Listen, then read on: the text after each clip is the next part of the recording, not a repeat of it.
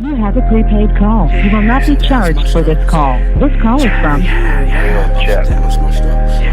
an inmate at a federal prison. Hang up to decline the call or to accept. Dial 5 now. United States of America versus... You know what I've been through, man. You understand, man. Do you understand the charges against you? Walk with me. Yeah. Let's go. Sitting in my cell, silly, knocked out, sleep. Can't work out cause I've been stressing for the past week. When you're not in that protective mode, when you're not fighting. Who are you in those soft moments? Didn't believe it till she showed me all the paperwork. Read the statement, seen the name, got my feelings hurt. He told them people about the shells and the niggas be murked. And told them where to find them killings in them bloody shirts. It wasn't no fight with nobody, it wasn't no distance. And one of the charges was the normalcy of how you Nah nigga, never see me fall. Said I'd rather die in jail before I sell my soul. Dreads falling out, cause stress starting to take its toll. In DC, 90, What is it, just jumping on cases? confidential informant. Mom's tripping, you can hear the shit all through the phone. She said, baby, this is crazy and I need you home. Thought he was your man, told you he around. Never knew that he'd be the one to testify. Couldn't believe it till I seen his name on the line. Y'all can be for her. Can you go? Checkers really don't excite me. I reveal and not release it. Next time home gets all kinds of shit. Sometimes I Wishing that this nigga died. Every night I keep reading on my black and white. You are now tuned in to G-War Chronicle. Like I always tell y'all, man, I bring y'all the real, I bring y'all the raw, I bring y'all the streets. To my right, before I even introduce him, me give flowers and flowers is due. You know what I'm saying? I met bro years ago. You know what I'm saying? Always been a solid nigga. My trials and tribulations through the feds, anytime his name came up, it's always been real nigga attached to it. You know what I'm saying? Smash single out in the street right now. You know what I mean? That big woody outside, you know when that shit come on. Definitely get the club rocking, get the club popping. To my right, man, introduce yourself, man. Man, you already know what the business is, man. Like he just said, no need for words. Big water, you heard? Big AKA Woody Muscle Team Fuzz, you heard? Doctor, Out of New Jersey. Word. Born and raised, past in New Jersey? Yeah. Born and raised, okay. So let's go back a little bit. You know, here on G-War Chronicles, we talk about things we've been through in prison. Fact. I mean, the experiences, the trials, the tribulations, the pain, the trauma, the not getting to visit when you want to, jail on lockdown, having to put in work, the politics behind prison, all that shit. That You are now tuned in to G-War Chronicles. You know, we wouldn't be where we at right now. You know what I'm saying? Nah, 100%. Jail definitely make you stronger, man. Or this bond. Well, if you take it the right way, you know what I'm saying? Take it the right way, because some niggas go in there and they don't come out the way they went in, my nigga. You know what I'm saying? So, with that being said, how old was you when you came into the game? Man, I think I jumped off the porch around like 14. 14? Yeah, well, I wasn't like, I was off the, I'm from the project, so being in the projects, you just come from a project kid playing football in a parking lot. While you playing football, you seeing the hustlers running back and forth to cars. A couple years later, now you doing the same thing. Now kids playing football, and you the guy running back and forth to cars. You know what I'm saying? The influences is so crazy. that's how that shit worked out. The influences is crazy. I say about 14. About 14? Yeah. Okay. So 14 years old, the average kid just starting their freshman year of high school with no thoughts of the street. Where was your mind at 14? Be like besides the influences, like what was like your motivation to get into it when you was 14? Just money. At that time, like I said, when I go outside to a project full of hustlers. So by my building, it's nothing but, it's just like a money machine. The block, they don't stop. Money coming from all different angles. So you outside as a kid, even if you sitting on the bench. Right. These guys coming outside, they got their weight up, they got jewelry, they got everything. So you want that shit. You want every that day, shit. you gotta watch that. You know what I'm saying? On your way to school. Yeah. On your way to school, you gotta walk past everything from the good to the bad. You see the fiends, you see the hustlers, you see the money. Right. And you expect me to focus in school and think about math and fucking science. Yeah. And I don't walk through all this shit to get to class. Like, you know what I'm saying? Nah, 100%. And I think, like, in the urban communities, it's like, what choice do we give especially young men? You know what I'm saying? What choice do we give them when we, you know what I'm saying? It's like, you know it's set up and designed that way because they're gonna put it in your face, and they know 7 out of 10 of us gonna gravitate to what we see. You know what I'm saying? Nah, 100%. So coming up, man. 14 years old, you outside. What was the choice of drug? Bud, coke? We're selling crack and dope at the time. What year was this? It's like 94, 90, 95 in that area. Yeah. Okay, so we talking. So now, like, what did? Because I know how the crack ever did in New York. What did it do to Paterson? Like when crack and heroin got real big over there. I guess it did the same thing. Ripped this shit to pieces. Because it's in the crack in a different town or different state. Same shit. It did the same thing. Outcome. Yeah. Same outcome. I ain't gonna lie. When I was young, I was like, man. And I said, man, I'm going to sell drugs forever, but because you ain't know the consequence. You did think it's just fun and games, you know what I'm saying? Exactly. Until you get older and they start hitting you with the fuzzy uppercut in the courtroom, shit change out, you heard? Shit change up when you fucking walk in that courtroom, boy, and you think you got I got this shit beat, I got me a good lawyer, I'm going to be all right. I don't give a fuck if it's 1 year or 20 years, you be like, what the fuck? So how old was you when your hands got first put in handcuffs? 15. 15 years old. 15. Okay. And like in my projects, it's hard to get locked up because we got 15 floors. You know what I'm saying? Okay. So if the cops ever raid, right, you only got to run up to at least the 8th floor. They're not going that far. You know what I'm saying? But you got some cops will chase you all the way up to the 15th floor. Every hood got a RoboCop. Right. Every hood got a Robo gonna run your ass down. Stop. And every motherfucker gonna be behind you the whole fucking time. Stop. Before my era was Ant, and then Ant retired. That's when we got Running Man. Running Man. We call him Running Man because he the one run to the 15th floor and get you. Yeah? That's crazy. But that's crazy. Yeah, I'll say about 15. And like I said, my first time getting knocked. Well, I was in handcuffs way before that though, man. But as far as like but like drugs wise, right. But and the thing it is, when I got locked up, I wasn't even doing nothing. I finished my shift or whatever. Well, like I said, in the project, you 24 hours, but I just finished that pack. Right. So while I'm chilling, other people come out, like, you know what I mean? So, you know. You're going to raise them up, you're going to look out for them, whatever. Yeah, so basically, I'm just outside chilling. The cops came crazy, whoa. Everybody run. I ain't even run. They runs right past me, you heard? So they chased my brother down by building 3. Okay. So I go down there. I was trying to see if he got caught or not. So when I get down there, they're like, yeah, the guy with the army fatigue, boom, because that's how we do in the project. Right. Back then, we had everybody wear army fatigue. So if the cops ever come, they don't know who's who. They don't know who's who. You'll think, smart. We got an army base out here, you know what I'm saying? Smart. But long story short, he like, yeah, the guy, he like, nah, that guy ain't do nothing. He told him. He told the cop that the cop still checked me, found money on me, and they got one of the little guys, he had drugs. He just came out. So they put us down. I got enough to put here, all y'all gonna and he agreed with it, so I ended up going to the youth house for that. That was my first time going to the youth house, you heard? And you was in there for, a couple months right there, yeah. Couple months. Then you know how they do, they put you on a program that you're not gonna complete, then you violate that, then go to Jamesburg. So now we all know that youth house is gladiator school.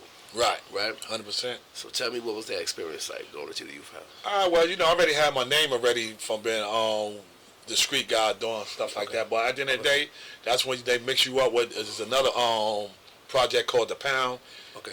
They was in there, Fourth Ward, like you said. And your project is called what? CCP. CCP, okay. Christopher Columbus Projects. Okay. That's what that stands for, yeah. CCP. Well, you know, it's like you said, it's gladiator. Everybody young and nobody ain't thinking about none of nothing. You know what I mean? Niggas in there knuckling up, getting to it. You know, the youth house. Even still now, the youth house.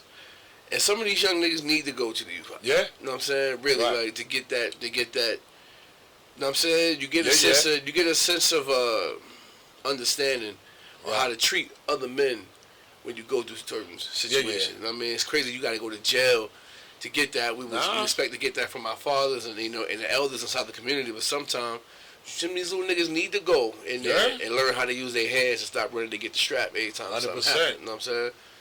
So boom, so you did a couple of months in the youth house, right? Right. A couple of months in the youth house. Came home, back to it. Right back to it. Then they, like I told you, they put you in a program that they know you're not gonna complete. They know you ain't gonna complete that shit. You violate that, then now you're down to Jamesburg. You know what I mean? So I go down to Burg, come home. Soon I come home, I look at the block for no. I violated when I came home on probation for Jamesburg. Okay. Then they sent me back, and when I came home, I'm down in Jamesburg looking at videos. They show us videos like, cause you know we juvenile still. You go to Rackets Island, this happened. They showing people getting $150 and all that. Oh yeah. So I'm like, damn, that's crazy. You know, as a young cat, you like, damn, I'm down here right here. Even though we're fighting and throwing little locks in the sock, but they up here. They showing a video with people getting $150 and all that. So different ball game. Now I go home. 2 weeks I plot on the block. I said, all right, it's time to get right. I go to New York and get caught with 100 grams. Oh shit. 2 weeks home. 2 weeks home. Now I'm on the outlet. The video I'm just watching. Okay, now the video I'm just watching. Now I'm in here. It's crazy. I just interviewed I just interviewed Soup, and he was telling about his experience in Rikers Island. I think everybody from Jersey, you hear about the island. You hear it's wild and all type of crazy shit.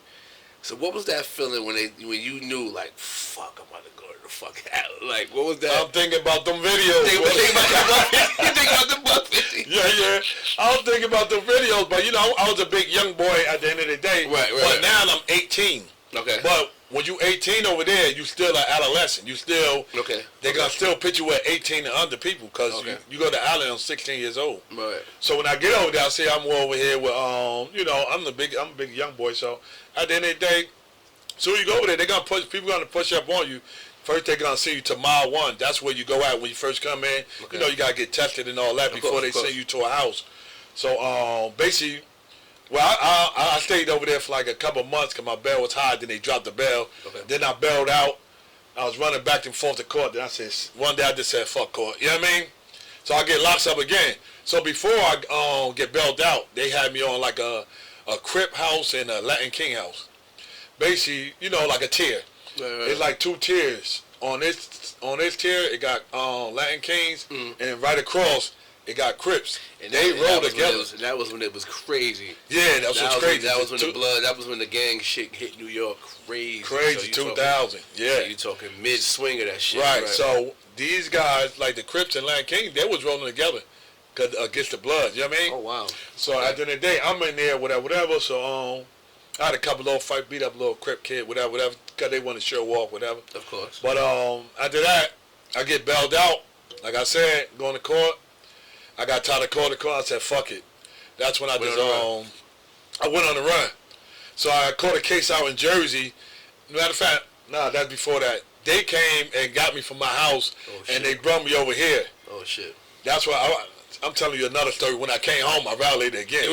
Yeah, so long story short. Yeah, man, that's what I said, man. That rule shit, man, rules ought to be broken, you know what I'm saying? Right. So long story short, they when I went on the run, now I get locked up. Now they send me to a Blood house.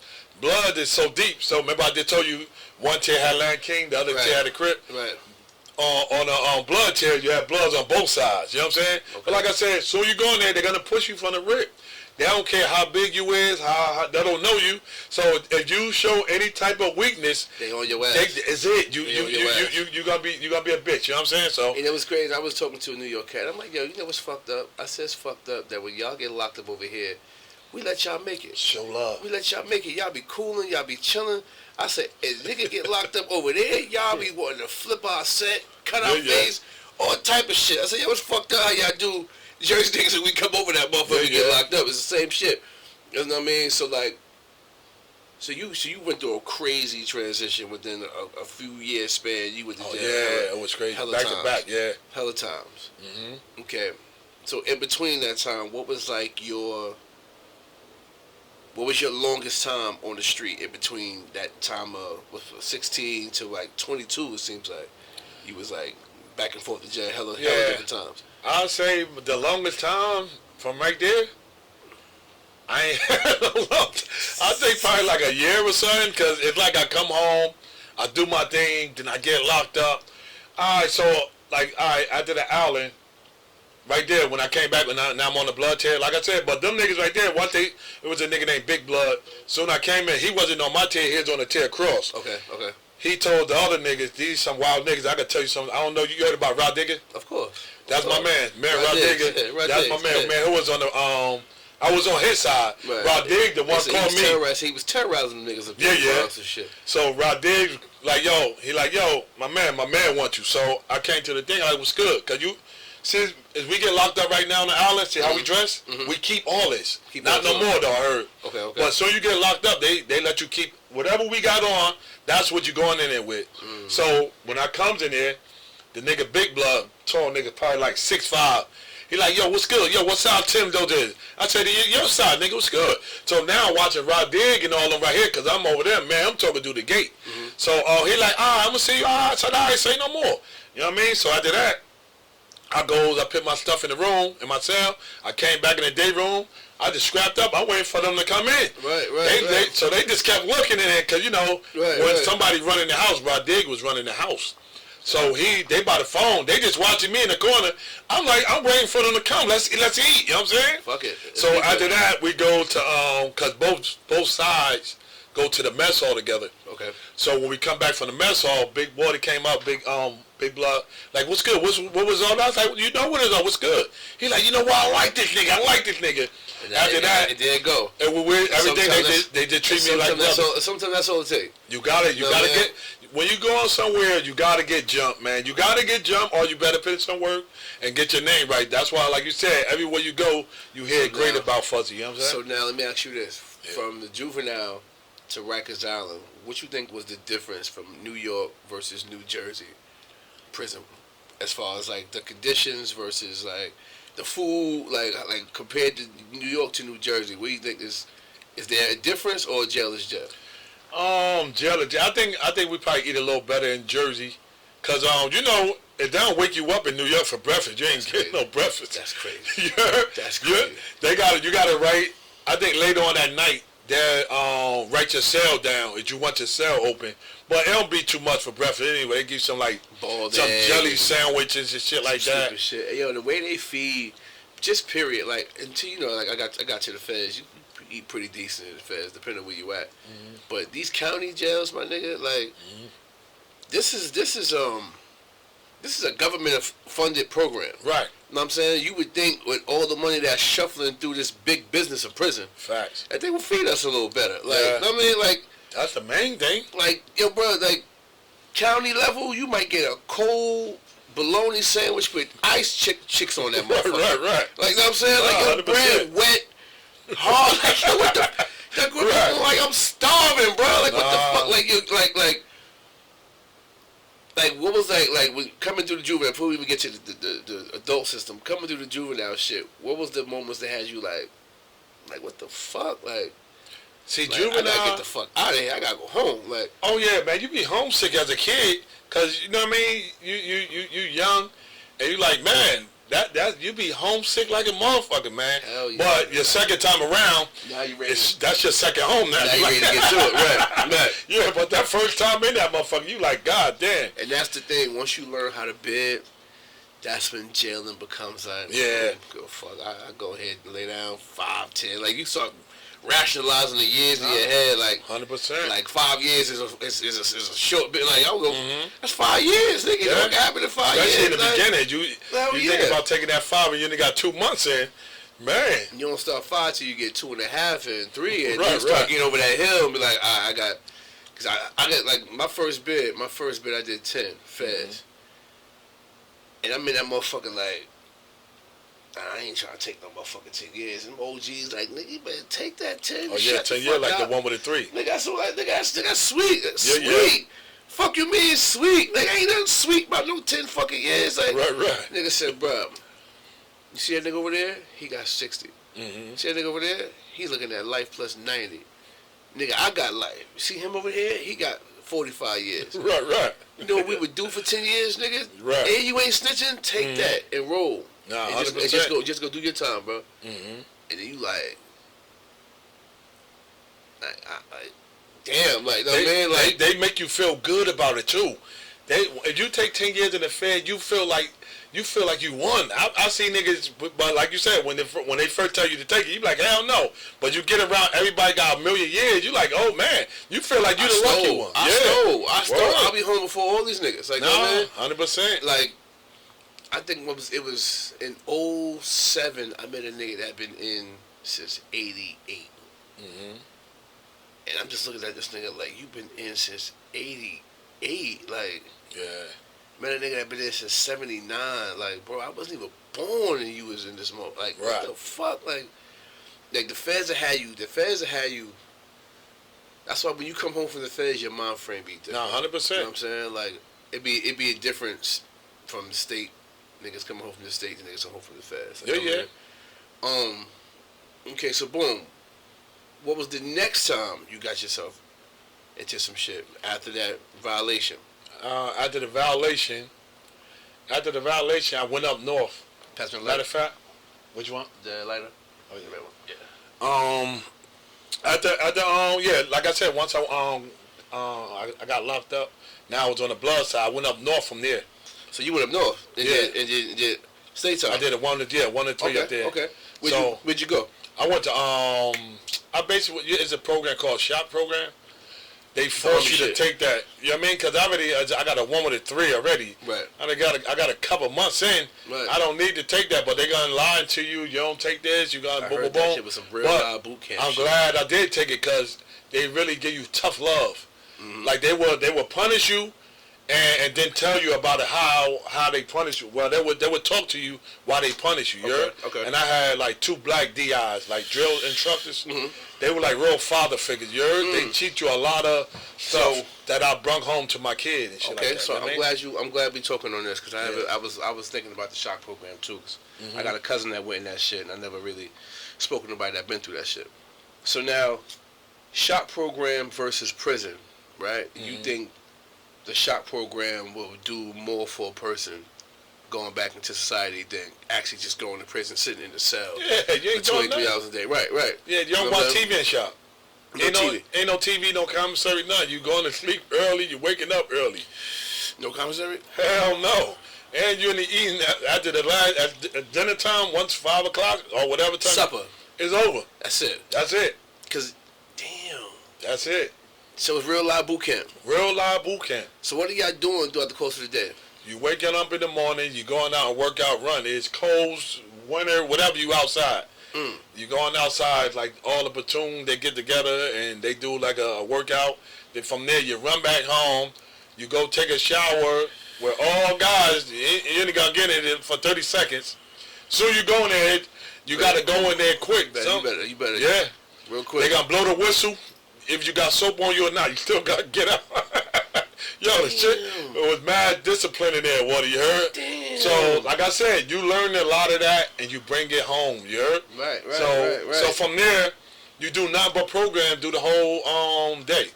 Either you're going to school, you're going to a drug program, you're doing all types of shit until it's time for you to go to bed. It ain't no chill time. No chill time. So that's actually good. Yeah. It's actually a good thing. Nah, It's an actual good thing. I ain't make it through, though. Because sometimes, like it's a 6-month program. You can have three to life and go there and go do 6 months and go home. But I had a 1 and 3. Like I told you, they're going to lie to you when you go there. You don't take this. They're going to hit you at the parole board. Boom, boom, boom. They're going to say you deny the drug program, this and this and that. All the stuff we got to offer. So that's why I took it, but then I was happy I took it because, like I said, I learned a lot. Okay. So now, I had I think 5 months in, I had 1 month left, but I violated. Once you violate, they recycle you. They fucking send you back. They send you back to somebody that got a platoon that got 3.5 months. So instead of you going home in 1 month, they push you back 2.5 months. Okay. So I was like, nah, I ain't going nowhere. They try to do that same shit again. Well, you gonna hit me. I don't give a fuck. I'm out. So what happened was I ain't take it, so they sent me to it's a prison next door for whoever violate that, whatever. Or cause that's like a drop-off prison as well. Okay. So I went over there and I went home from there. You know what I'm saying? Now up in New York, Buck 50 Capital. What was the wildest shit you seen in there? Oh, the wildest shit. Well, we had like a little on the Latin King house. We had like a little riot, whatever. It wasn't really mine, but somebody was just close to me and I popped off on him. But when I seen a guy whipped out one of the Spanish water, he whipped out not glass, what that sapphire? Fiberglass shit? Fiberglass. Yeah. Nigga whipped this shit. I said, what the fuck? Man, this nigga, I don't even know how he got that joint. But he ain't cut nobody with it. The fact that he pulled it out and about to get busy. But after that, the turtles. That's what they call over there. The turtles came. That fiberglass. They came, man. That fiberglass. That fiber. When you see the shit that they make knives out of. Right. You know what I'm saying? Like, right. Yo, this is for the yard. This is for the unit. You know what I'm saying? Yeah. You get a metal joint for here. You get a bone. Like, bro, this is a fucking lawnmower blade. Like, bro, I see these Mexicans, bro, in the feds, bro. Them fucking Serranos, my nigga. And Pisons, they teamed up together to go against the blacks. Mm-hmm. And when you walk on the yard, bro, you feel that tension. You could taste that shit. Like, yo, something about to shake. Yeah. You see everybody standing by the bleachers and shit. Sound like, yo, blood, what up? He like, yo, blood, stay 050. It's about to go up. Mm-hmm. What's going on? The blacks about to get it in with them. And it's like 60 blacks outside. Right. It's like 400 Mexicans. I mean, knowing. Bruh. And we got the numbers. We run the yard. Right. And everybody ain't come outside. I was disappointed. I was hurt. Mm-hmm. I was hurt. Right. So we in the middle of the yard, niggas talking. Everybody just waiting on the signal. This shit looked like 300. Right. Niggas ready to just run toward each other and get it popping. By the grace of God, it didn't go up. Mm-hmm. But nigga, you saw them niggas go on the floor and pull them. I'm like, yo, my nigga, this little shit I got, this little this little pokey I got ain't gonna do shit. Right. Like I'm saying, like, man, you. I ain't never seen no man. I always see Mexicans, like where I'm from. Mm-hmm. But I never seen that many Mexicans in my life when I went to the feds, bro. In my life, I never seen this many Mexicans ever. I didn't see them on TV and shit like that. You know what I mean? So now, you come home from shop. Right. What led up to that Fed case? The Fed case. Did you know they was on you? Did you see the Paterson NJ trucks? Did you peep the motherfucking? Yeah. You know what I'm saying? Like, nah, it wasn't even that. I was out there. I was just doing my thing. This the time I called myself the big boss of the North at this time. Okay. This around like, all right. So I came home from the feds. I mean, not from the feds, from New York. Okay. I came home, did my thing, boom, boom, boom. Then I caught another knock right there before the feds. I caught it. Yeah. Like I told you, I never been home too much. Damn, bro. So I came home. I caught a case. That's when I went on a run from the New York shit. Okay. And I caught the case in Jersey, and they ran the concurrent. Okay. That's why I went down Yardsville. So when I came home from Yardsville, that's when I started doing my thing. Whatever. That's why I called myself the big boss of the North, because I'm from the north side of Paterson. Came home, got right back to it. Right to it, real heavy. And that's when I got with my wife right here. You know what I mean? Okay. And yeah, the feds wasn't even on me or nothing. That's why I made this DVD called The Big Boss of the North, where I had Woody showing machine guns. We standing on top of all my cars and showing jewelry and all that. But that wasn't the problem. We was beefing with some guys, and a lot of them guys was getting shot up and shit like that. So I got caught with a gun. Mm. And when matter of fact, it was a shooter, and a guy told on us, and they pulled us over 1,000 deep, and it's some real shit. My brother had one of my brothers with me and shit. Okay. He had the gun already. When they pulled us over, I could have been like, man, fuck it. He got the gun. I took the gun from him. But my brother, real loud gangster. But he my younger brother. Right. So you. I took the gun from him and put it on me, and that's how I went to the feds for that. You know what I'm saying? Right. Real nigga shit. That's how I got. That's how I did the feds. They gave me shit. That's how I ended up doing 5 years for that. So that was 924C. Possession of a firearm. Nah, G. That's what you. 924G. Yeah, see, you got drugs with it. That's when okay. They Okay. Yeah, I had 924C brandishing a firearm, mandatory 7 consecutive to 3 years for interfering with interstate commerce and shit. It's called a case in Virginia. Right. And shit. So you didn't make bail for that. I made bail. Bail. Yeah, I came home and I was on a bracelet for like 2 years or something. You heard? Okay. They ain't let me get no job. They ain't let me do shit. The only thing they let me go to funerals and let me go see my lawyer. That's it. So you home fight that shit. Yeah. And then it got to the point that I was facing 0 to 60 months, and they basically gave me in the middle. You know what I'm saying? So what was the bail set? They want you to put property up. Yeah, property. Right. Like a lot of people, like when you get.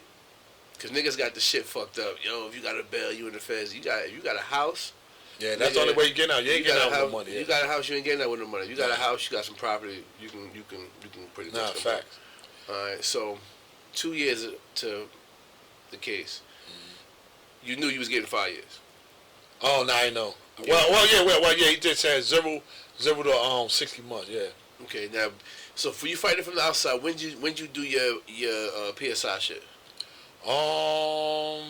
Man, I ain't even quite sure. Cause you already know how much time you get till you do that shit. Right. And they ask you shit from you was 2 years old. Oh yeah. Oh, you talking about that part right there? Yeah, that shit. Yeah, but I think right before you get sent to, that's when they start doing all the points and all that, and the juvenile to up to right now. Yeah, okay. So the 60 months to 5, that was the longest bid so far. Everything else been. Yeah, see, I had to file with 18 in Yardsville. Okay. I did 3 years. Well, 2.5. They gave me a hit. You know what I mean? Okay. Yeah. So now, leading up to the case, 2 years now is what's the mindset during this 2 years? Like, I'm about to go to the fucking feds. Like, yeah, you know what I'm saying? I was just like regular because I thought I was getting. We had a game plan, but the game plan ain't go right because my brother, he had other charges. The one I took the gun from, he had gun charges already and some other shit. Okay. So we try to have him take it, but it ain't go as planned. You know what I'm saying? Okay. So I just took it and that was that. You know what I mean? So take me to sentencing day. Sentencing day? Like going to get sentenced and then going to the jail that long with? Yeah. Well, it was a fucked up day because my daughter was like, my mom probably was like, what? She's like 3 years old, right? Mm-hmm. She my daughter like 3 years old, whatever. And we had to drop my daughter off into her grandmother's house. Her grandmother started crying. Everybody was crying. That shit made me start crying. You know what I'm saying? Because I'm about to leave my daughter. She don't know. She think we just dropping her off at Granny and doing what we do all the time. And that 5-hour ride to Loretto, PA, that's where I was at Loretto. First spot was Loretto. Yeah. And it was a long-ass ride, long ride. You know what I'm saying? Now, I ain't going to hold you. I don't think I got what it takes to turn myself in. Yeah. I ain't gonna hold you. I don't think I got it. Yeah. Tell me about that drive, bro. That drive? Tell me about that drive. I told you it was long as hell. Like, where was your, like, I'm about to walk into the, you know what I mean? I did the state, I did New York, I did Jersey, like, I'm about to go into fucking Loretto, Pennsylvania. Like, what the fuck? Like, you know what I'm saying? Yeah. Like and the mountains. Like, going to the unknown, knowing you're going into the feds. Like, you had your wife with you. I mean, like, what was the last thing you said to her before you got out the car? I love you. We just hold each other tight. She started crying again. I started crying again or whatever. And I just like, it is what it is. Once you go behind that gate, it's over. But then once I got in there, they see you right there. They already got you processed. Matter of fact, they had a little attitude because they said I was late. You know you're supposed to be late to turn yourself in. Right. I ain't gonna be on time, motherfucker. No, I'm coming early. Like, what the fuck? Yeah, but once I got in there, I ran into a couple of people. Then Ali Hall. Yes. That's my man, OG. Yes. That's my one major player. Yes. I ran into him. So now they take me right to lunch. Oh, it was dinner. I think it was dinner. So we go down there. So you go in there. You know how everybody Jersey call each other homie. Mm-hmm. So like, yo, this your homie, this your homie, this your homie. When they say homie, I'm thinking homie. You know what I'm saying? But at the end of the day, I was explaining and I just turned myself in. Major Pay said, what? You motherfucking crazy, man. I would never do that shit. He started going crazy. So after that, he took me from there. Mm-hmm. He like, all right, come on. I got to show you the ropes around here because you go walk around the whole jail. And that's a low or medium? That's a low? Yeah, it's a low. It's a low, okay. You go walk around the whole jump off. So major player, that's Ali Hall, taking me around the whole jail, let me meet everybody. And it was just slow. It was like freely, boy. It like, what the fuck? I've never been in nothing like this. Yeah. It was like basically like a hospital. No cells, it's doors. You know what I'm saying? That's how it is in Fort Dix. Yeah, I went to Fort Dix too. My first stop was Fort Dix. Yo, started off there. Went to the west side first. Went to the east side. That was my destination. Wound up buck-50 a nigga over there, sitting in a hole for 18 months. Right. And then leaving there, going to Cumberland, Maryland. leaving Maryland, going to Leavenworth, Kansas. So I went from a low to a medium to a fucking max. Right. And shit, I went from walking around freely to a cell to a fucking 40-foot wall. You know what I'm saying? I was like, niggas like, how you go from down there and go up? Like, what the fuck? Shit was just happening. You know what I'm saying? Shit was happening. I feel you, Wally. Like, shit was going. So you did your, how long you did there? Where, Loretto? Yeah. I think I did about 3, and then they sent me. That's when on my point drop. That's when they sent me to Fort Dix to the camps. Okay. And and once I got in the camps, and they had me in an army base, all this shit. I like, man, I can't do this shit, man, because I ain't have my high school diploma or nothing. I like, yo, y'all don't change my job, I'm not going back out there. They thought I was bluffing because they think people want to be here. I ain't want to be here when I got here. You know what I'm saying? Right. So my man thought I was bluffing. So the next day came. I said, yo, you ain't gonna change my job because I got to study for my high school. He like, nah, I went there and packed my shit and everything. He like, oh, shit. They think people will know. Everybody ain't built to be around like this shit right here. You know what I'm saying? So, and I don't like rules. When I got rules, I'm going to violate it. You know what I'm saying? So, long story short, they gave me a refusing charge. They ain't say that I want to change for my education purpose and all that. Right. He refused to go to work. So at the end of the day, they locked me up. And I did 30 days in the box. Okay. When I came out, they sent me right back over there. But this time, they gave me a different job, the job I asked for now. So I got my GED. After I got my GED, I got my fitness license. So you was determined to get that. So you was determined to get that. You had to yeah. get that. So that's what's up. I had got that. That's what's up. So when it's time for me to go home, they wanted somebody, a immediate family to come to you, like your mother, sister, whatever. This was my fiance at the time, not my wife. Okay. So when she came and got me, they found out this ain't my sister or whoever. No, when they sent me back, instead of putting me back in the camp, I'm like, yo, we gonna give you another date or something like that. They was mad that I packed up on them that first time. So to warn everybody got the word that this guy just don't give a fuck. He basically, I'm giving a sample to the other guys that they could do the same shit. Right. Know what they do? They put me back in lockup another 30 days. What? I said, yo, damn, I'm gonna lock up for this. Say, yeah, because you knew you ain't supposed to have your own fiance come get you, your sister or somebody. I said, well, you supposed to just put me out there and let somebody else come get me, send her home. Wait, this was the day of? Yeah. They let me come up, put me in the van and everything. They locked me back up, Wardy, and then Wardy's born, bro. No. And you know your phone be tapped. Right. So I used to talk to my fiance like, yeah, this fat bitch. So the fat bitch gonna listen to all the calls like, I got this nigga. Word bond. So shit. They on some bullshit. Yeah, Eddie. So I did the 30 days. That's crazy, yo. I came out. So this time they let a trustee take me all the way to north to the halfway house. That's crazy. Yeah, I could have did that the first time. But they're like, no, we gonna bleed this nigga. Damn. Word bond. They got their get back. They got their get back. That's crazy. Yeah, so I did that. Let you out. House. Let you see your people. Nah, come on back in. Where it's right there. I was right there about to get in the car. Yo, that was some bullshit. Right there, bro. That's sis, yo. That ain't that ain't sis. I had my going home clothes and everything. Oh no. Yeah, that's crazy. That hurt. Yeah. Ouch. I'm hurting for you. Bro, and then put me back in the box. And put you in the instead of just saying like, no, he can't go with you. I'm sorry. And come back and tell me like, yo, we had to send her back because you gotta stay here until somebody come get you. They put me in a box. That's some bullshit. Oh man. Yeah. Alright. Okay. Boom. That's fucked up. Alright, so you come up with that. You had to go to Tola. Yeah, whatever one of them joints, man. One of them shits down there, on Free Hazard. Yeah. So boom. So you come home from the feds. Right. You Gucci. Come home from the feds. You alright.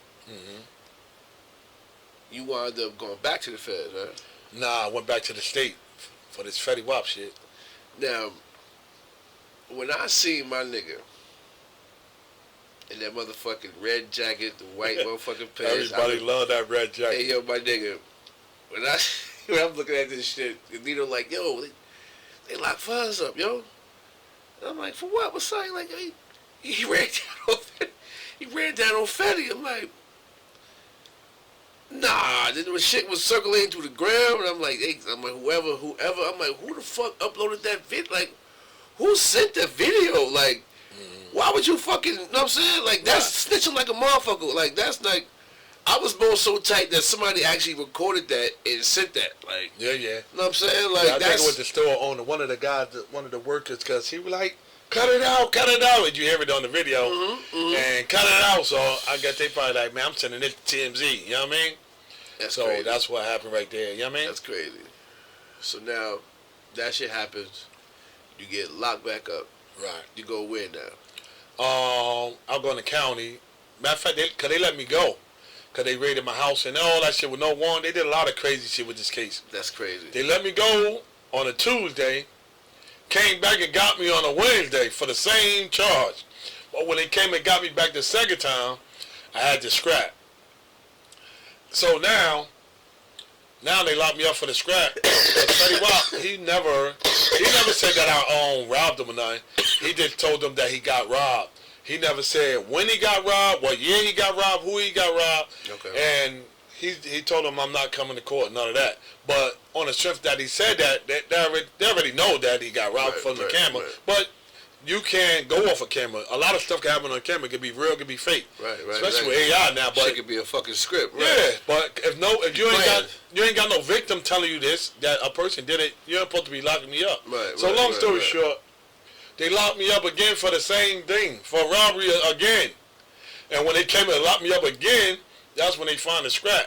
But I was supposed to beat this case, but once you in there, you can use the law against them all you want. It's not gonna work. They want you. Because I know you know a case law called the fruit of the poisonous tree. Yes, sir.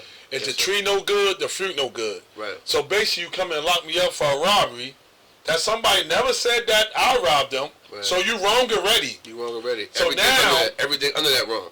Now you found a gun. Now that you ain't got no victim, let's throw this out and we just want this now.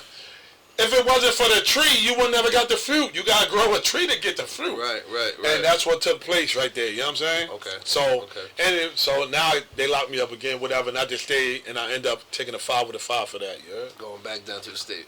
Yeah, went back down. Yeah. God damn. Yeah. And what was the time frame from the come home from the first 5 from the feds?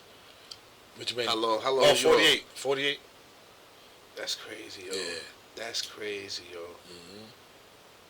That Fetty Wap, yeah, that shit was crazy, man. Like, but so, if he'd have came and said and wrote an affidavit, I'd have walked right out of there. But so now when I met you at the boat party, that was when you first came home.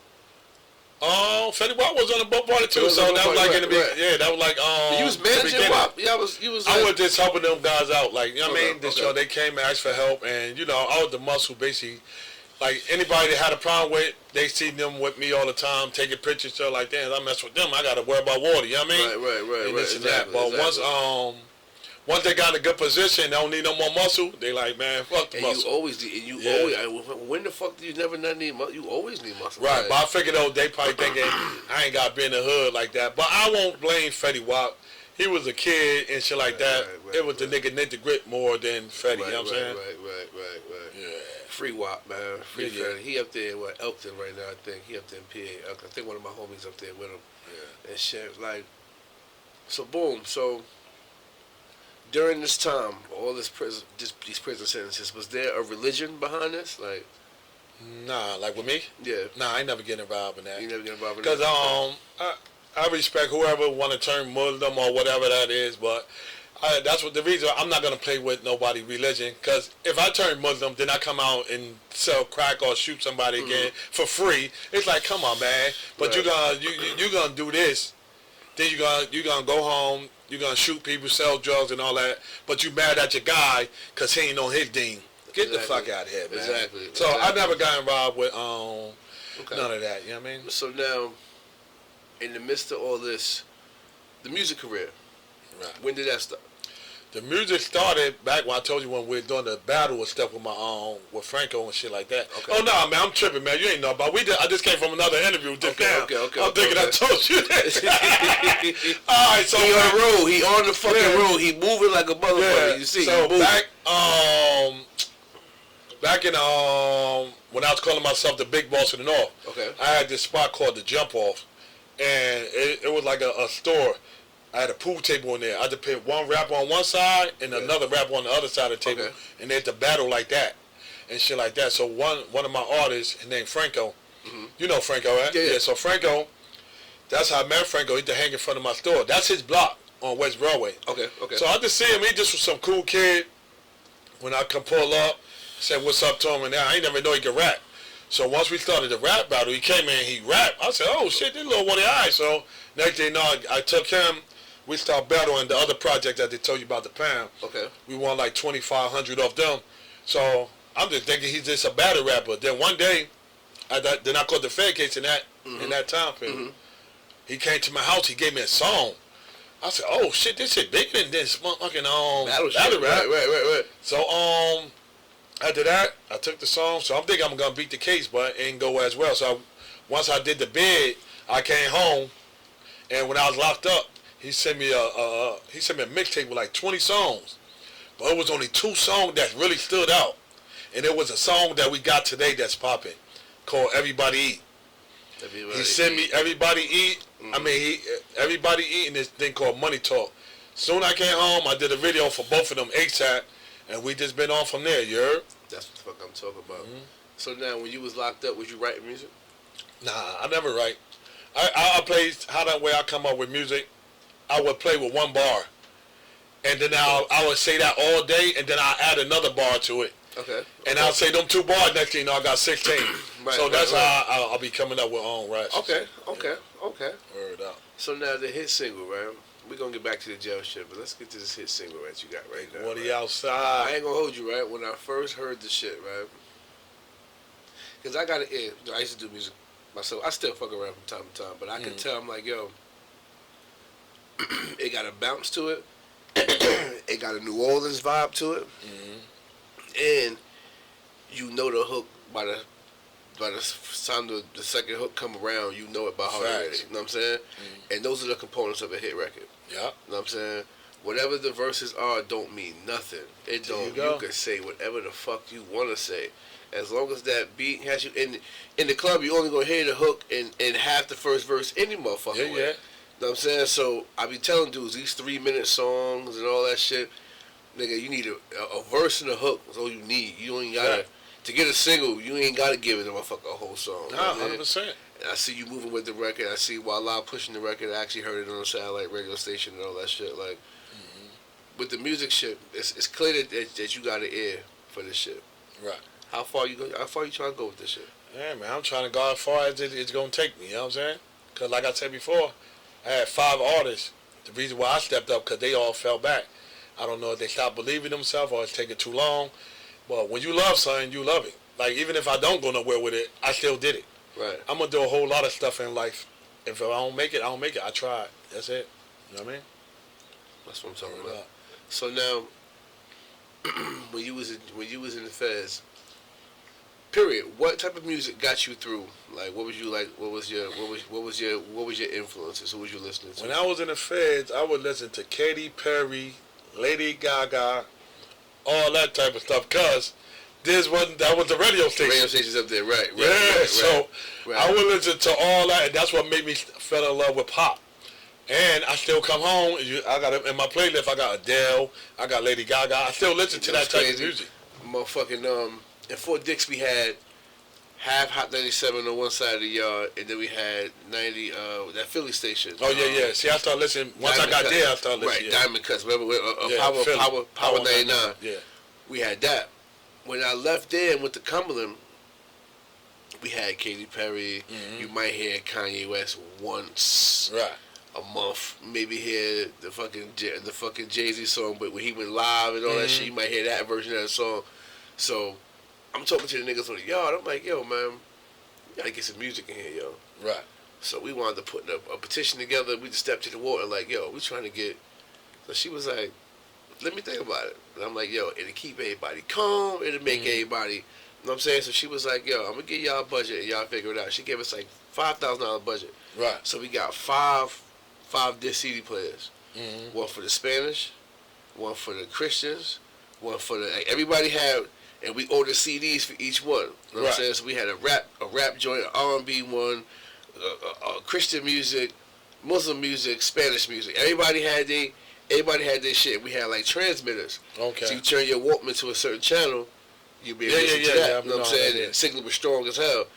Nigga, once we got the music on the yard, nigga, we had, that's when I caught on to all the Jeezys, because for a while, niggas was like, yo, Jim, like, who the fuck is that? I was gone before him and Ross and them hit. Right. I didn't know who the fuck they was. I'm like, I ain't hear no music from these guys. I don't know. Niggas on the phone telling me, yo, this nigga, I don't know. Right. So once we got some good music, my nigga, oh my God, yo, it changed the whole bid, bro. Nah, music do that. Changed the whole bid, bro. You know what I'm saying? Loretto, did y'all have weights there? Yeah. So you was working out heavy? Yeah, heavy, yeah. You see some strong motherfuckers down there, didn't you? Yeah. You know 8 Ball, right? Mm-hmm. Yeah, 8 Ball came in there. That's my man.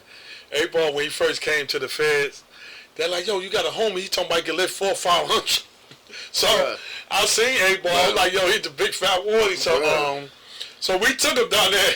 Man, 8 Ball couldn't lift 215, 225, and it was a guy named Big Bam in there. He think he run a jail. He the top lift weight. The nigga, he like 6'7", tall as hell. OG, like 50-something years old at the time.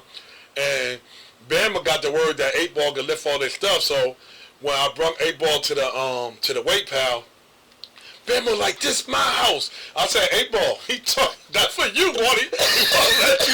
He want to let you know what's going on. Because, you know, anytime anything happened, the word spread fast around the jail. Right, of course. So, Big Bama was sending the message to 8 Ball, letting him know this is his house. He the one lifting 500 in the Right. At the end of the day, we paid 8 Ball under like 225. He couldn't get it. I don't know, because where he came from wasn't no weight. You know how it is. You take 2 months off, you fuck.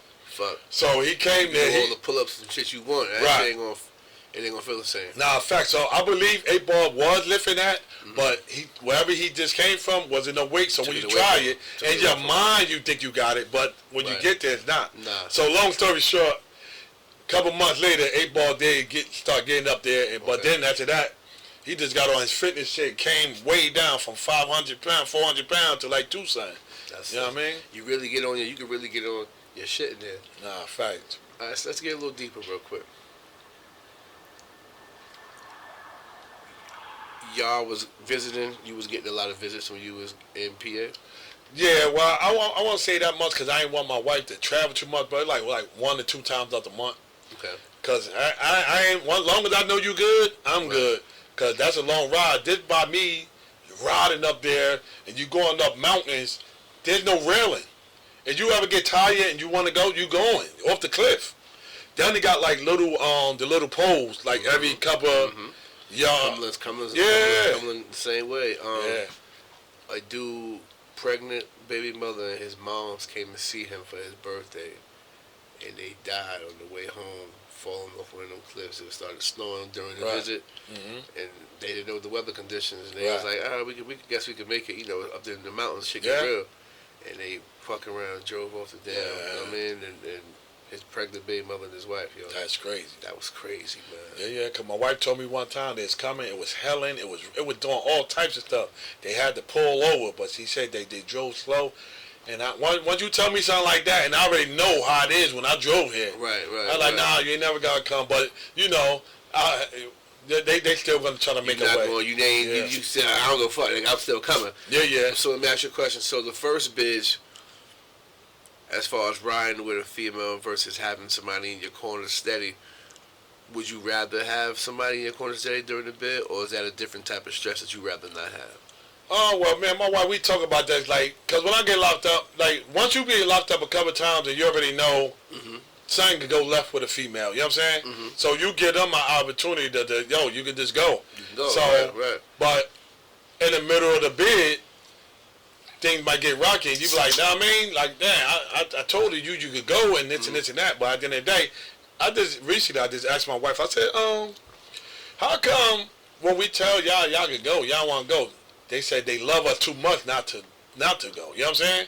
So I understand that, but then once you get into your bid, they ain't got you no more. So a lot of stuff start to take place. Like they got to take care of Bill. They got to take care of the kids. They got a lot going on. So that's why they ain't got too much time for you. Now you get mad at them because they not here for you like you want them to be. Yeah, shit can get. Because they got a lot going on themselves. Shit can get real. Yeah. Shit can get real. Shit can get real during those times. You know what I'm saying? Facts. You know, even for us, we be in our bed. We be like, yo, like I'm kind of like smooth, like I mean, like I ain't really calling every day like that and doing all that because that shit really it takes a toll on you. Right. You know what I'm saying? Just even with your thinking on how to handle a situation in here. You know what I'm saying? You might not move the way you really supposed to move on something because you know I got a visit coming Friday. Right. Or, you know what I mean, I got somebody out there, you know what I mean? Like, so it's real, like, I was watching an interview with Remy, and she was saying that Papoose came up there every weekend, and she had to tell him one day, She like, said yo. every day. Like. Yeah, I seen that, yeah. And she was like, she had to tell him, like, yo, like, stop coming up here. Yeah, I'm like, good now. so much. Like, and everybody was like, oh, how she gonna tell a nigga? And I'm like, yo, she bitten. Yeah. She in her bed. Like, right. she like, yo, bro, this is, cause it's emotional. Yeah. You know what I'm saying? I don't think people really never understand, like, all right, visit over. That embrace and me standing on this side and you on that side of the wall and we blowing 1,000 kisses and doing all that extra shit. Right. And I gotta go back in here. I gotta strip search. I gotta get naked in front of this nigga. You know what I'm saying? And now I miss you like a motherfucker. Right. You know what I'm saying? Yeah, like, yeah. I miss you like a motherfucker. Like, you know what I'm saying? Like, right. like, damn, like, and I'm sure her ride home is like, I miss him like a mother. Like, I'm saying, like, yo, that moment, whether it's family coming to see you or your lady coming to see you, that's some painful shit. Right. You know what I'm saying? Like, yeah, and I don't think we never, like, you know what I mean? Like, you feel me on that? Like, no, like, 100%, you know what I'm yeah. saying? Like, that be like, and I can understand why some niggas be like, yo, just send me the money. You ain't got to come see me. I'm Gucci. You know what I'm saying? You ain't got to come see me. I'm Gucci. Yeah, yeah. You know what I mean? Like, nah, I'm cool. See, like, but then you tell a girl that, they're going to think something otherwise, too, though. So sometimes you just got to let them do it. You be like, no, I don't want you to come up here for that. But if they still want to make their way to make them feel good, you just got to let them. You know what I'm saying? Because you say that to a certain woman, yo, just send me the money, you ain't got to come. Whoa. What? You bugging. I'm coming just like up I there. just told you. You can tell them, yo, they can go, but... Council send you that slip. Oh, someone's on your visit list now. You like, how she even get... How she fill it out online and set that shit in. You know you can do that shit online now, too. Oh, yeah. Nah, that's crazy. So, cause you know now, like, they got tablets. Yeah, all type of shit. Niggas getting... You Phones, got... You know what I mean? Like, you know, niggas had the jacks and all that shit. You know, 4 Dicks was crazy. Right. 4 Dicks was crazy. I'm sure the camps was crazy, too. Yeah. Motherfucking,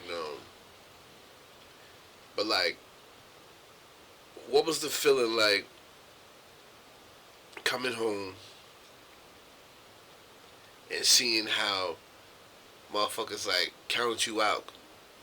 You know what I'm saying? Coming home, seeing that, and now it's like you on top of your shit. You never was off your shit, but for the people that count you out in your situation, how did that feel coming home having to see them same motherfuckers?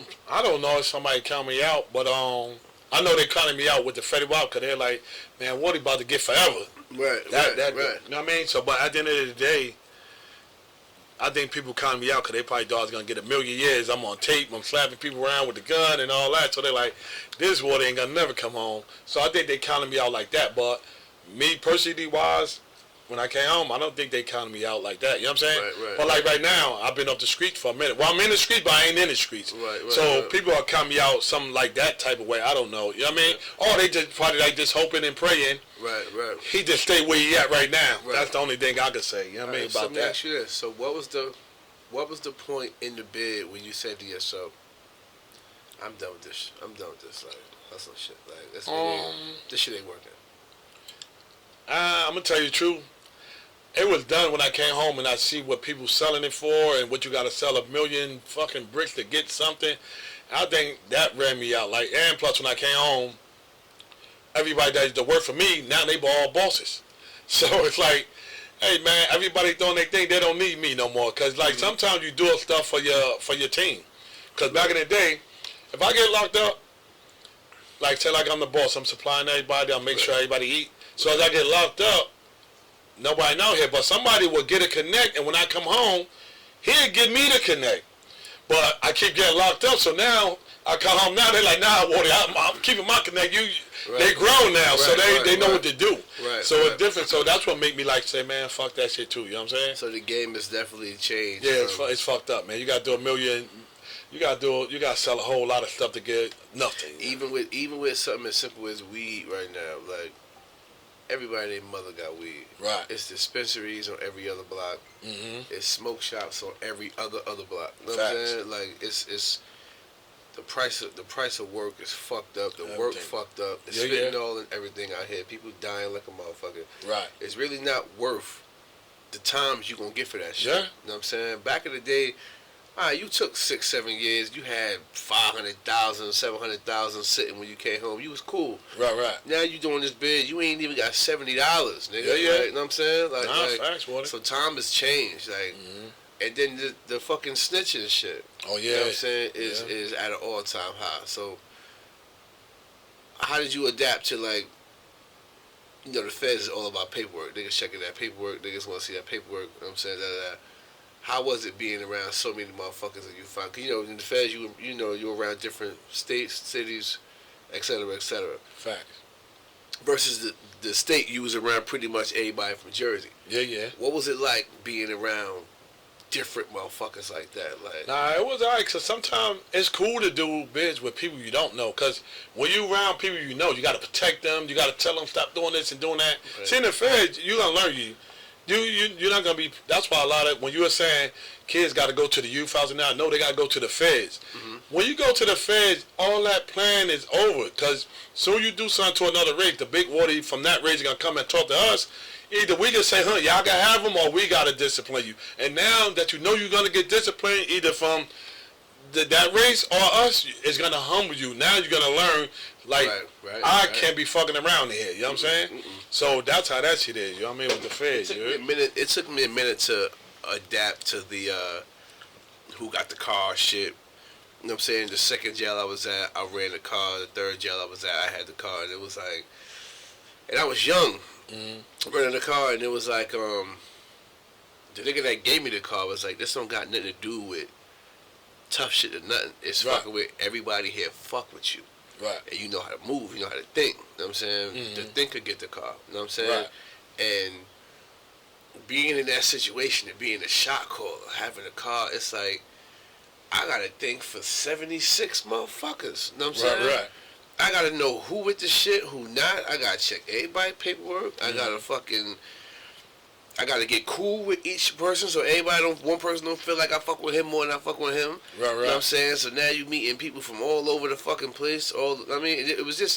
It makes you grow up. It makes you appreciate people from different places too. Facts. You know what I'm saying? Because a lot of times we get into the, if a dude from this area, he ain't tough, he ain't like that because he from, nigga, you bugging. You just get this nigga from fucking Milburn, you think he won't shoot you, motherfucker? What the fuck you think? You gotta be from somewhere to shoot somebody? Like, you tripping. Like, a lot of niggas get fucked up, and I think the feds help you understand that it's niggas in Kansas, it's niggas in Milwaukee that'll kill you. Like, you know what I'm saying? He might have the weirdest hairstyle, the fucking shag and the whatever, but in his city, that's the haircut for the nigga that's getting money. Like, you know what I'm saying? You be like, yo, like, and then you meet niggas, like, I travel to go see hella niggas I was locked up with. I go to Cali all the time, I go to Arizona all the time, and I go fuck with the niggas I was down with. You know what I'm saying? Like, did you make some good relationships with some people there? Yeah, like I told you, 8-Ball, you know what I mean? That's like my brother. That's it. That's my brother. Man, like we talk every time. Well, we'll probably miss a week or so, but and shit like that. Like him, you know, Dooney. Okay, yeah. Well, basically, like mainly on New York and but everybody that's close by, like New York, Jersey, and shit like that. Right. But you know, Twin and them there bring some Detroit guys out here that we're locked up with and shit like that, and I run into them and shit like that. But otherwise than that, like we just became a brotherhood with me, 8-Ball, Well, we used to mess with the kid named Twin. I don't know, you know the Hannibal twins? The Hannibal twins. Yeah, heard about them. Yeah, one of them was my Wally, but me and Abe, son, there's a story about that. But but all of us were like, we just came brothers and shit like that. You know what I mean? But me and Abe Ball and Ali Hall, we all still kick it with each other like it's like we so brothers. Now, what would you say to the youth right now? You see things are haywire. Guns all over the place. We in the era of the shooter, right? Where everybody want to be a shooter. Right. We in the era of the hitters and the drill music, the kill music. We in the era of disrespecting the dead and digging up graves and pissing on graves and shooting up funerals. We in a real violent time right now. Nah, facts. You know what I'm saying? In jail is the end result. Jail or death, basically, is the end result. For the era that's going on right now, there's no... If you in this shit, you already know how this shit gonna play out for some of these youngsters. What would you say to them right now? I would say, man, listen, man. If you got the heart to do anything criminal, have the same heart to do your time. Cause don't be in there crying. Cause like my last bid, I was in there with all these young cats. They be in there. Oh man, they trying to give me 20 years. Boom, boom, boom, boom, boom, boom. I said, look, what? You killed somebody, man. I said, what you expect him to get? Cause he thinking because people got 5 years, they got 3 years. They ain't have no evidence. You on camera, they got your gun. I said, bro, that's a good thing for you. You know what I'm saying? So at the end of the day, if y'all out there and y'all want to go do the same thing that this kid that I was in there, cause they cry. Everybody be tough when you out here, when you shooting, when you got the gun. Yeah, you the tough guy. Can you be the tough guy when you're in front of that judge and they offer you 20, 30 years? Sometimes, majority of the time, 60 years. You got to have that same energy, man. So you don't want to go do that, man. Fall back, man. Get your life together. Because at the end of the day, the kids these days ain't got to do what we did. You know what I mean? We had it rough. These kids got good parents. There's so many ways to get rich now. Yeah. You can get rich off Twitter, Twitch, TikTok. You got niggas getting rich off making dances. You got niggas getting rich off never been to college. Some of these niggas is 17, 16 years old, millionaires off video games. Playing games. Like, we in the, after COVID, we've been in an era of you can really get some fucking money out here if you really want to get to it. 100%. You know what I'm saying? But on top of that, they got good parents. That's what I'm saying. Right. You can take away all that stuff you just said. They ain't getting their ass They whipped. still got good parents that's there for them and that's doing for them, but they still want to be gangster because they gotta watch their favorite rappers and all that. Y'all kids gotta understand. Sometimes 99% of the time, your rapper's not even like that either. You know what I'm saying? So at the end of the day, you do the crime, be man enough to do that time. Music definitely plays a major part. Coming up, what was you listening to coming up young? Oh man, you know, man, I was Puffy, Mace, all of them. That was like the main crew. So that was Snoop Dogg and them, the Dog Pound. So you came up looking at niggas that was getting the money. Getting the money. That's money and honey. So the era behind that turned to the what was we? Nelly and Hot Boys came out after that. Got to a little. The era behind you was a little. They was hustling too. Yeah. That was hustle era too. Right. The era behind that got violent. Yeah, but not that bad. Like not that bad. Yeah, like Biggie, cause Biggie and Pac basically set it off. You know what I mean? Right. They set it off, but still wasn't that violent. Like how this right now is off the hook. Because if you listen to the music right now, NBA YoungBoy, he be wildin'. You know what I'm saying? Yeah. All these drill niggas, they be wildin', right? Everybody want to be high off 8 different drugs. I just was looking at something about how many people died this year of fentanyl overdoses. Right. My nigga, like 500. That's crazy. High almost 600 people, male and female. Right. This year. That's my nigga. It's only 3. Like what the like. Yeah, and my thing is, if you know people dying for fentanyl and it's in the pill, why would you want to still take it?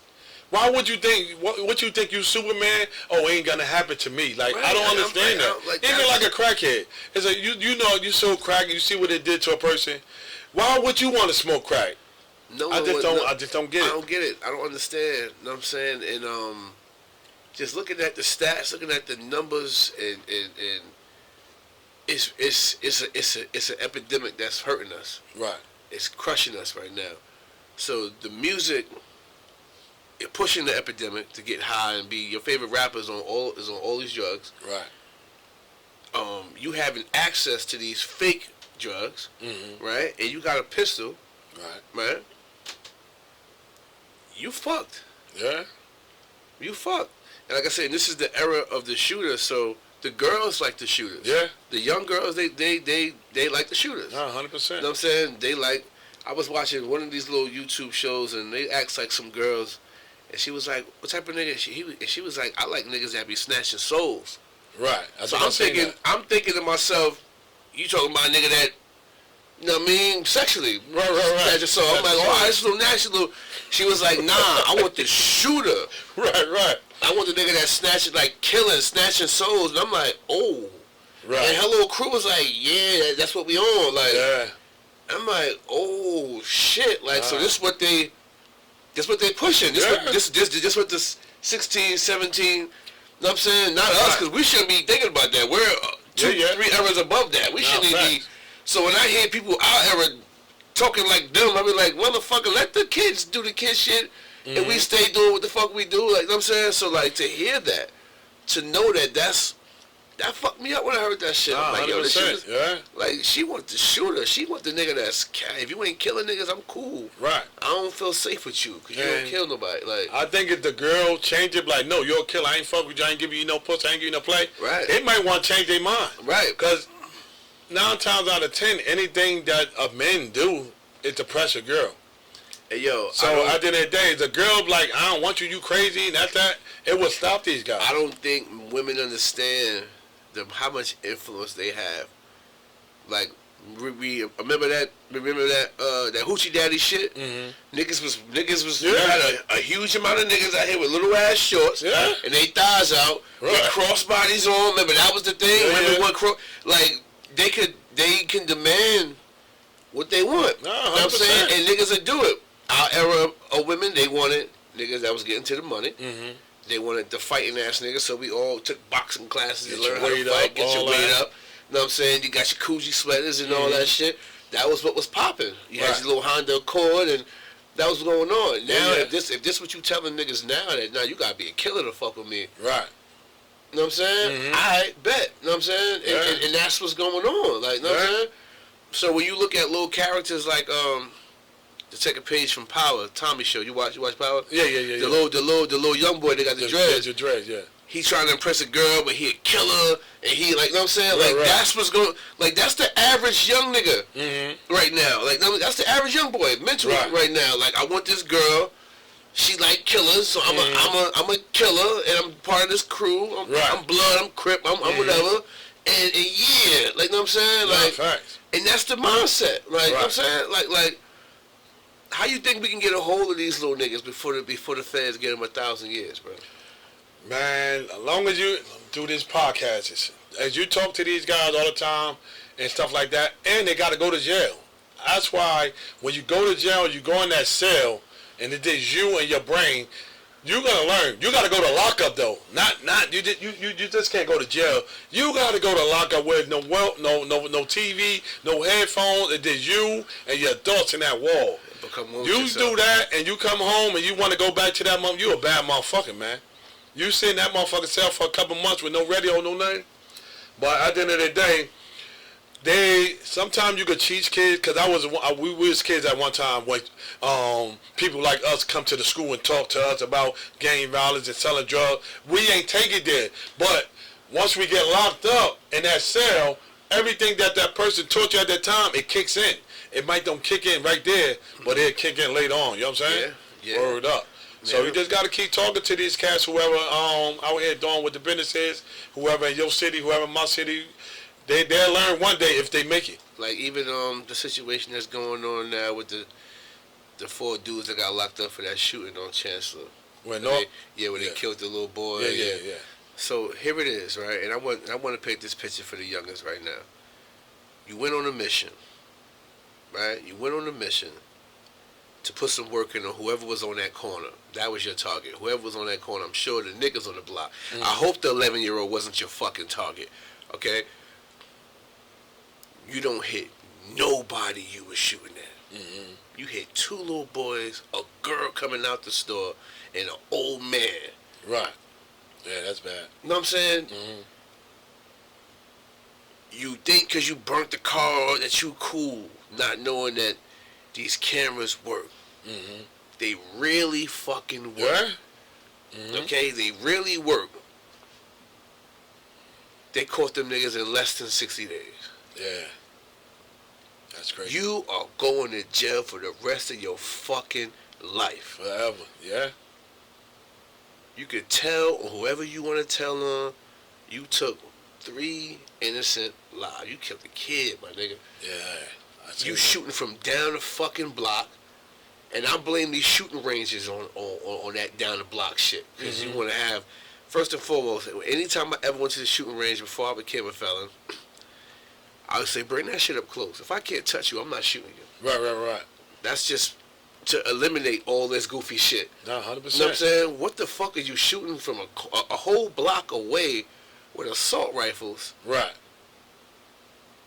To a corner of people. And you, like, it's just, like, so take heed to that. Just as fast as they was just drilling, they on the news that they caught. Facts. You know what I'm saying? One of them was 16. Right. 16. Yeah. They were 16, 19. One was 20-something. One was older. Y'all little niggas done. That 6-year-old, he about to have it the worst. Because you're going to gladiator school first. Right. Yeah, you got to go through the whole lot of shit. You got to go through a whole lot of shit. You might be turned out and be a moot by the time you get up to the motherfucking adult system. You ain't, you a little driller, so you gonna go in there and now you ain't got no gun. You gotta use your hands, and we gonna see how far you get. Facts. With this, you know what I'm saying? Like y'all, and for the niggas out there, like, chill, man. Like,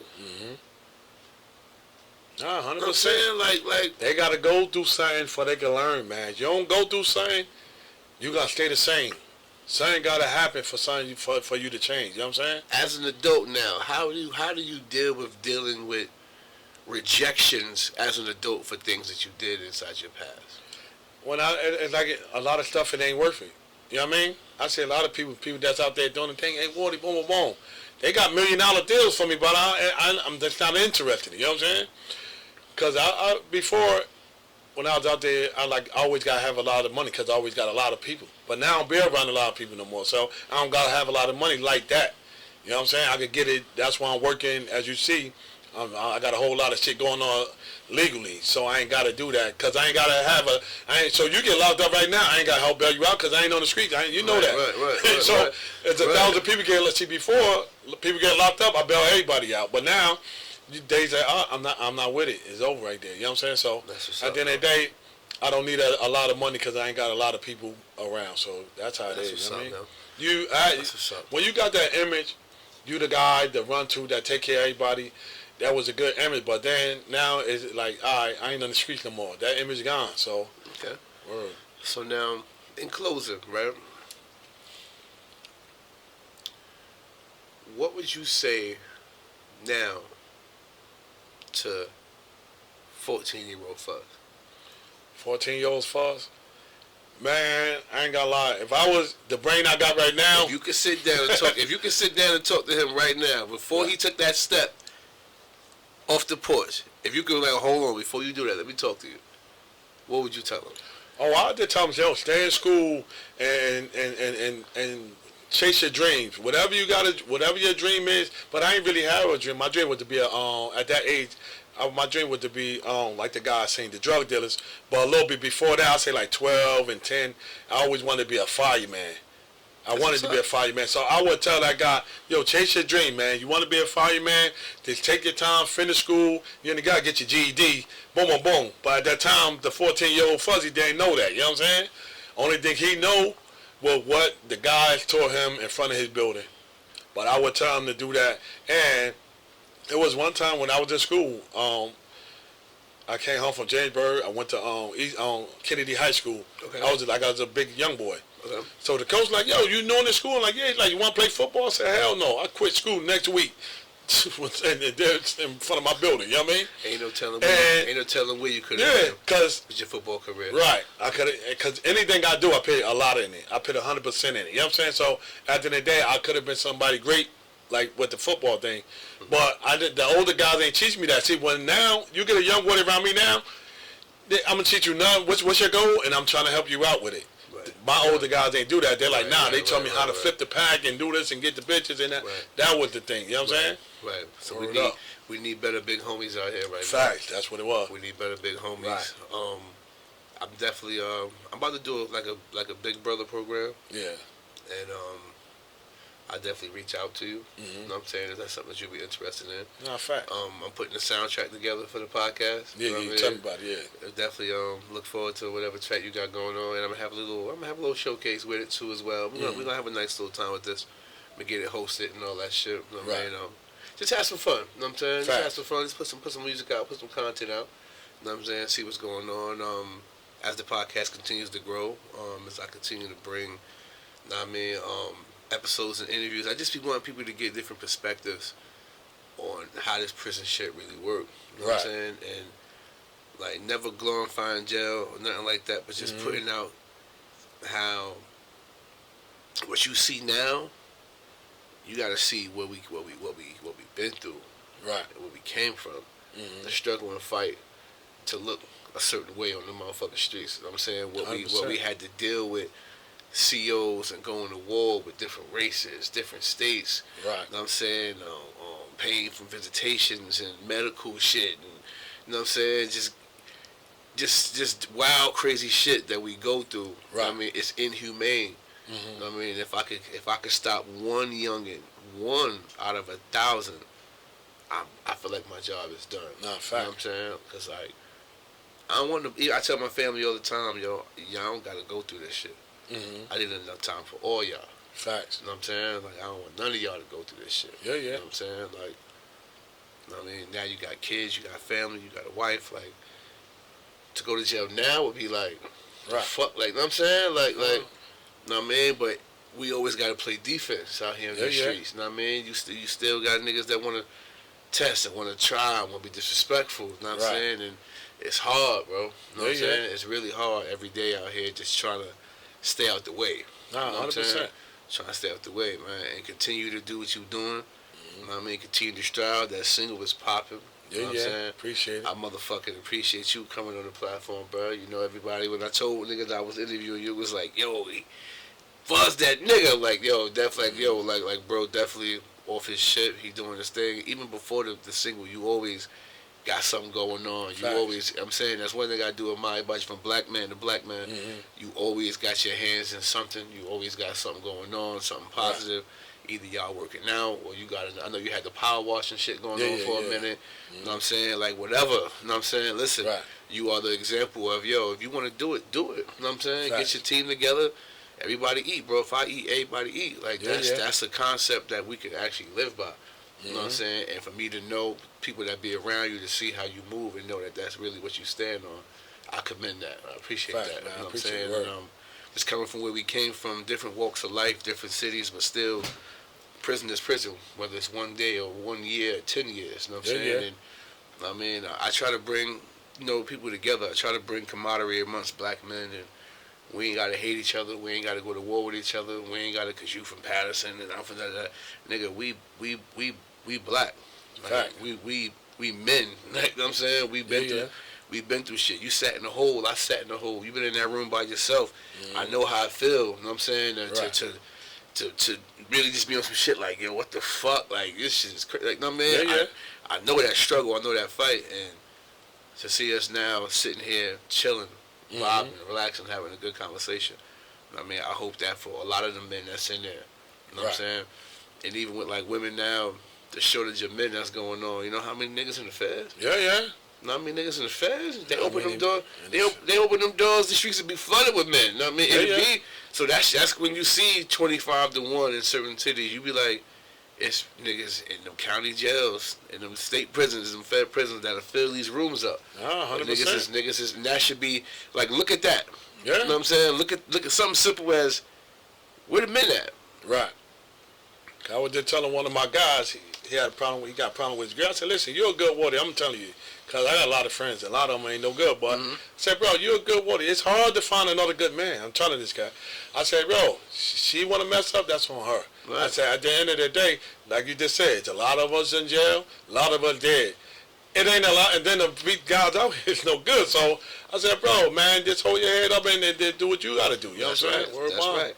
So tell the people where they can find you, where they can find some of your work, find what you got going on, anything that you want to push, want to promote at the moment? Yeah. Right now, you can follow me on Instagram, Muscle_Team_Fuzz. You can follow me. Anything I post there, I post on my other websites, like on TikTok. You find me Muscle Team Fuzz there.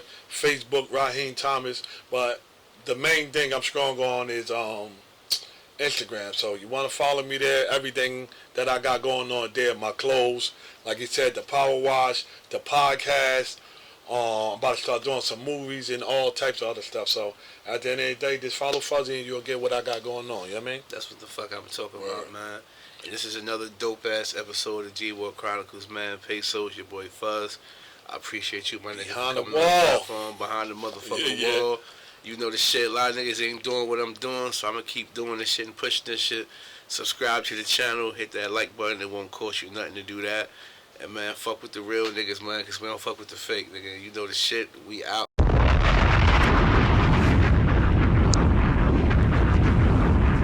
You are now tuned in to G War Chronicles. Big Wardy, not the little one, nigga. Everybody eat, everybody hustle. I ain't work out with your bitch, cause she want the muscle. All my dogs off the leash, they ain't got no muscle. How they get it out the street, nigga, fuck the struggle. Look, all I know is hustle. Got it off the muscle. Tell a bitch I love you, but it's really fuck you.